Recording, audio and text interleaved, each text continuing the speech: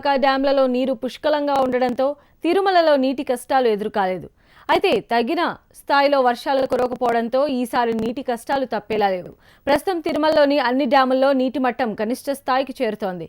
ఉన్న నీరు మరో 6 నెలలు మాత్రమే సరిపోయేలా కనిపిస్తూ ఉండడంతో ప్రత్యామ్నాయ ఏర్పాట్లపై దృష్టి పెట్టింది టీటీడీ.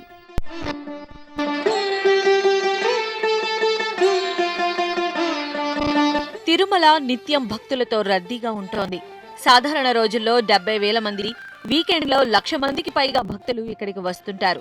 దీంతో తిరుమలలో ప్రతిరోజు 32 లక్షల గ్యాలన్ల నీటి అవసరం ఉంటుంది. అందుకే శ్రీవారి ఆలయానికి ఉత్తరం వైపున గోగర్భ డ్యాం, ఆకాశగంగా డ్యాం, పాప వినాశనం డ్యాంలను టీటీడీ ఏర్పాటు చేసింది. తరువాత కాలంలో శ్రీవారి ఆలయానికి ఉత్తర వాయువ్యం వైపున కుమార ద్వారా, పసుపు ద్వారా ప్రాజెక్టులను నిర్మించింది. ఇలా అన్ని డ్యాముల్లో కలిపి దాదాపు 13,826 లక్షల గ్యాలన్ల నీటి నిల్వ కెపాసిటీని ఉంచగలిగింది టీటీడీ.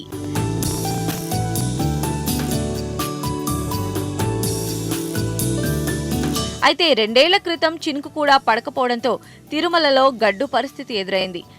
ఒకానొక దశలో తిరుమలలో నీటి నిల్వల పరిమాణం 890 గ్యాలన్లకి పడిపోయింది. దీంతో తిరుపతిలోని కళ్యాణి డ్యాం నుంచి నిత్యం 5 MLDల నీటిని తిరుమలకు పంపింగ్ చేసుకునేది టీటీడీ. ఇలా పంపింగ్ చేసుకున్న నీరు కూడా తిరుమల అవసరాలకు సరిపోకపోవడంతో ప్రభుత్వ అనుమతితో తిరుపతి కార్పొరేషన్ నుంచి తెలుగుగంగ నీటిని తిరుమలకు తీసుకొచ్చారు. ఈ నీరు కూడా సరిపోకపోవడంతో నిత్యం 10 MLDలను తిరుపతి నుంచి తిరుమలకు తరలించాలని ప్రభుత్వానికి మొరపెట్టుకుంది టీటీడీ. అయితే తిరుపతి నగర నీటి అవసరాల దృష్ట్యా అంత నీటిని తిరుమలకు కేటాయించలేకపోతోంది ప్రభుత్వం. దీంతో విసిగిపోయిన టీటీడీ వర్షాల కోసం వరుణ యాగాలను చేయించింది.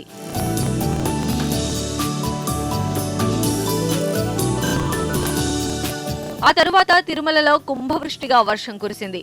దాదాపు నెల రోజుల పాటు ఆగకుండా వర్షం పడడంతో జలాశయాలన్నీ నిండుకుండలా మారాయి. గత 100 ఏళ్లలో ఎన్నడూ లేనంత వర్షపాతం తిరుమలలో నమోదైంది. అప్పటి నుంచి వర్షాలు లేకపోవడంతో ఉన్న నీరు కాస్త అడుగంటుతూ వస్తోంది. గత డిసెంబర్లో తుఫాను ప్రభావంతో వర్షాలు కురిసినా 23 రోజులకు మాత్రమే సరిపడా నీరును ఇవ్వగలిగింది. దీంతో నీటి కష్టాలు మళ్లీ మొదలయ్యాయి.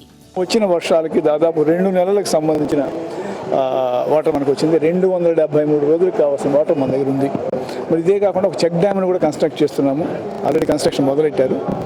దాని ద్వారా కూడా కనీసం 2-3 నెలల వాటర్ మనకు రావడానికి అవకాశం ఉంటుంది. ఇప్పుడు ఇమీడియట్గా మనకి డ్రింకింగ్ వాటర్ ప్రాబ్లం ఇంకొక 275 రోజుల వరకు. ఏదేంటంటే తెలుగు గంగ మీద డిపెండ్ కాకుండా తిరుమలలో ఉన్న వాటరు, కళ్యాణి డ్యాంలో ఉన్న వాటర్తో 273 రోజులు వాటర్ వస్తుంది.